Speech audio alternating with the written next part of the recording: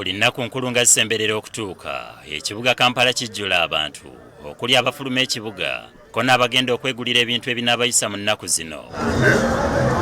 Kyokka omugotteko guno tegubulamu kusoomooza anti n'abamenyi b'amateeka kano bakalabanga kakisa okutwala ku bye batakoleredde.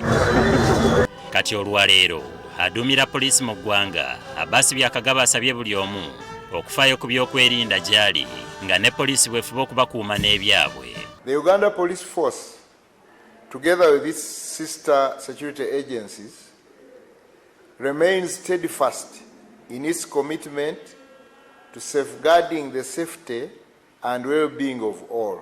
Mu buufu obwo, poliisi mu Kampala naye ekedde kuyisa bivvulu nga bw'ejjukiza abantu okufaayo ku byokwerinda byabwe mu nnaku zino ez'amanzaali. Akulira poliisi y'ensi yonna mu ggwanga oba Interpol, Joseph Obwona nga yakulembeddemu enteekateeka eno akuutidde abantu okuba abeegendereza eri abafere abeeyongera buli lukya. Around this time there is increasing element of fraudsters being committed around, not only within Uganda but globally. There are those crimes that are committed on a digital platform, on phones, on computers and so on and so forth.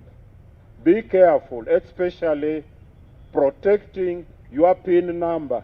Ng'oggyeko bano n'abasirikale b'ebidduka nga bakulembeddwamu omwogezi waabwe Michael Kananula bakoze ebikwekweto ku mmotoka ziganyegenya ku luguudo oluva e Kampala okudda eggulu mu kikwekweto kye batuumye Tuuka Mirembe. Emmotoka okubadde bbaasi, takisi n'endala obwedda zimala kwazibwa okulaba oba zituukanye n'omutindo ogutikka abasaabaze. Kuno bagasseeko okusomesa abagoba baazo nga babakuutira obutavugisa kimama. Tulaba nti obubenje obusinga bwe tufuna ku nguudo enneeyisa yaffe ng'abagoba b'ebidduka kyekiviirako obuzibu.